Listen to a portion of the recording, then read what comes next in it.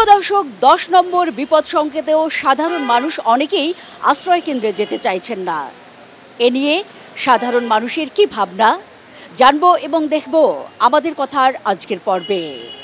আমি মাহফুজা মোসলেহি আপনাদের সবাইকে আমন্ত্রণ জানাচ্ছি এটিএন নিউজের নিয়মিত আয়োজন আমাদের কথার আজকের পর্ব দেখার জন্য। তবে এর আগে চলুন দেখে আসি এ বিষয়ে এটিএন নিউজে প্রচারিত একটি প্রতিবেদন। রোববার বিকেল ৫টা 10 নম্বর মহাবিপদ সংকেতের পতাকা উঠছে। অল্প কিছুক্ষণের মধ্যেই আঘাত হানবে ঘূর্ণিঝড় রিমাল, কিন্তু কোনো ভ্রুক্ষেপ নেই সাতক্ষীরার শ্যামনগরের সুন্দরবন লাগোয়া এই মুন্সিগঞ্জের সাধারণ মানুষের।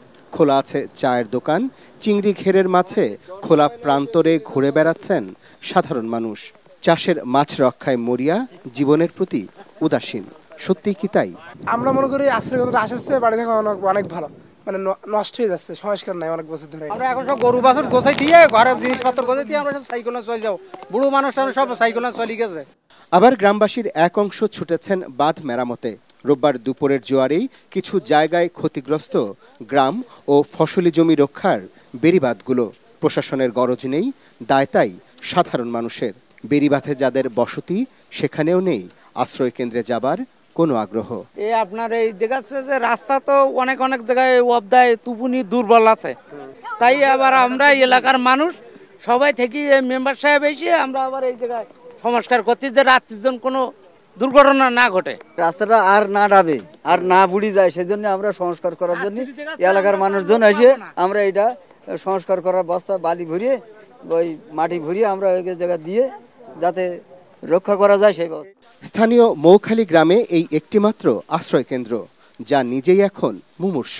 স্থানীয়রা বলছেন, বড় ঝড় জলোচ্ছ্বাসে নিজের বাড়িতে বসে সৃষ্টিকর্তাকে ডাকা ছাড়া অন্য কোনো উপায় থাকে না তাদের। এখানে থাকার জায়গা কোথায় পাবে? এই যে ভেঙেছে রেখেছে, কিভাবে থাকবে বাচ্চা কাছে নিয়ে? সেই রাত্রে আবার বাড়ি চলে গেছে মুর্শিদের গেছে। এটি একটি ঘূর্ণিঝড় আশ্রয় কেন্দ্র। এই আশ্রয় কেন্দ্রটি এখন নিজেই এখানকার স্থানীয় মানুষের আশ্রয়ে রয়েছে। এখানকার স্থানীয় মানুষ তাদের মতো করে চাঁদা তুলে এই আশ্রয় কেন্দ্রটি মেরামতের চেষ্টা করছেন। কিন্তু প্রশ্ন, সরকারের যে কাজ, স্থানীয় মানুষ সেই কাজ কেন করবেন? Arafat Siddiqui, ATN news, Shyamnagar, Satkhira. রিপোর্টটি দেখবার পর এবার আমরা চলুন দেখে আসি এ নিয়ে সাধারণ মানুষ কি বলছেন।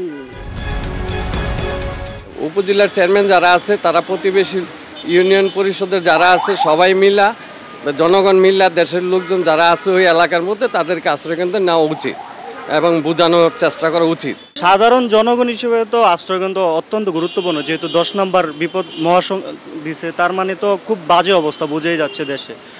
তো এর মধ্যে তো সবাই যদি না যায় তাহলে তো আরও খারাপ হয়ে যাবে। এমনিতে বন্যা হচ্ছে, জায়গায় জায়গায় বন্যা হচ্ছে, মানুষ তো বাঁচতে হবে। বাঁচার জন্য অবশ্যই আশ্রয়স্থল মাস্ট, গুরুত্বপূর্ণ। মহা দুর্যোগের সময় আমাদের সবাই আপনার আশ্রয়কেন্দ্রে যাওয়া উচিত। শুধু আমরা না, গবাদি পশু যা আছে, মনে করেন আমাদের প্রয়োজনীয় জিনিসপত্র, শুকনো খাবার, এ নিয়ে আমাদের সবার উচিত যে আপনার আশ্রয়কেন্দ্রে যাওয়া, কারণ সব কিছু চেয়ে মানুষের জীবন অত্যন্ত মূল্যবান। ঘূর্ণিঝড় রিমাল দেয়া আসছে, সবারই উচিত আশ্রয়কেন্দ্রে যাওয়া উচিত আমাদের। এবং আমাদের বাংলাদেশ কেন্দ্রীয় জনসভা বিসিবি স্বেচ্ছাসেবক দল থেকেও আমরা একটি টিম রেখেছি কুয়াকাটায়। সবাইকে অনুরোধ করছি, যারা স্থানীয় যারা আছেন সবাইকে আশ্রয়কেন্দ্রে যাওয়ার জন্য। আমাদের কথায় ফেনী থেকে স্বাগত জানাচ্ছি আমি দিদারুল আলম। ঘূর্ণিঝড়ের 10 নম্বর মহাবিপদ সংকেত থাকলেও এখানকার উপকূলের মানুষের আশ্রয়কেন্দ্রে যেতে অনীহা। এ নিয়ে ফেনীর সাধারণ মানুষ কি বলছেন, চলুন শুনে আসি। বাংলাদেশে যতবারই মহাবিপদ সংকেত ফেনীর এইদিকে ছিল, সেখানে 91 পরে উল্লেখযোগ্য কোনো ক্ষয়ক্ষতি হয় নাই। মানুষ বারবার আশ্রয়কেন্দ্রে আসার পরে যখন দেখে না তেমন কিছু হয় নাই, সামান্য বাতাস বৃষ্টি হয়ে চলে গেছে, মানুষ এটাকে আমলে আনতে চায় না। আর দ্বিতীয় কারণ হলো, জানেনই তো, এরা চরের মানুষ, উপকূলের মানুষ, অসম্ভব সাহসী। ছোটোখাটো ব্যাপারগুলোকে তারা পাত্তাই দেয় না। তারা যদি দেখে যে হ্যাঁ গুরুত্বপূর্ণ কিছু হচ্ছে বা হইতে যাচ্ছে, ঠিক ওই সময় হয়তো আসে, না হলে তারা ওখানে তাদের জানমাল নিয়ে থাকে। আশ্রয়কেন্দ্রে গেলে তারা যে সুযোগ সুবিধা পাওয়ার কথা, পর্যাপ্ত পরিমাণে সুযোগ সুবিধা পায় না, এবং কি স্যানিটেশনের পর্যাপ্ত পরিমাণে ব্যবস্থা না থাকার কারণে তারা আশ্রয়কেন্দ্রে যেতে চায় না। আর উপকূলীয় মানুষের যেটা শেষ সম্বল তারা তাদের ঘরের মধ্যে রাখে, প্রয়োজনীয় জিনিস স্বর্ণ অলংকার সব কিছু ঘরের মধ্যে রাখে, এই কারণে তারা গড় ছেড়ে অন্য কোনো জায়গায় যেতে চায় না। ঘূর্ণিঝড়ের 10 নম্বর মহাবিপদ সংকেত, তবুও আশ্রয় কেন্দ্রে যাওয়ার প্রতি আগ্রহ নাই উপকূলবাসীর। এ বিষয়ে সাধারণ মানুষের মতামত জানতে আমাদের কথা অনুষ্ঠানে খুলনা থেকে রয়েছি আমি পলাশ চন্দ্র ঢালি। জানবো এই বিষয়ে খুলনার সাধারণ মানুষের মতামত। অনেকেই বাড়িঘর ছেড়ে যেতে চায় না, আর অনেকে আছে দেখা গেলো আশেপাশে সাইক্লো সেন্টারের স্বল্পতা আছে, তো সেখানে দূরত্ব বেশি আর কি, বুঝছেন, এই কারণে যেতে চায় না আর কি। আর অনেক বয়স্ক যারা আছে তারা বাড়ি ছেড়ে যেতে চায় না আর কি, যেতে চায় না। বাচ্চা কাছে নিয়ে ঝামেলা, ওর মধ্যে অনেকে জায়গা জমি ঠিক মতন খাটি করে দেয় না, আর পানি যদি সমস্যা বাচ্চা কাছে নিয়ে কেউ ঘরে বাড়ি ছেড়ে যেতে চায় না। ছাগল গরু রয়েছে মানুষের, এইসব রেখে যেতে চায় না। আর তাছাড়া আমাদের ঘর আগে এখন হলো আপনার হলো এই সরকারিভাবে ঘর দিয়ে দিয়েছে, তো এখন আর মানুষ তেমন একটা যেতে চায় না। ওই কেউ যায় না।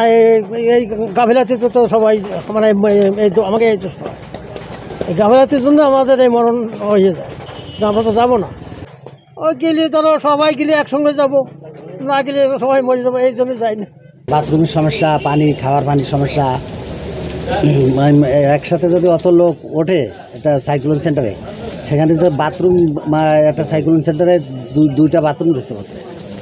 তো এই বাথরুমের জন্য ছেলেপিলে, তারপরে এত মানুষ উঠলে ওই বাথরুমের সমস্যা না, এই জন্য যেতে চায় না মানুষ।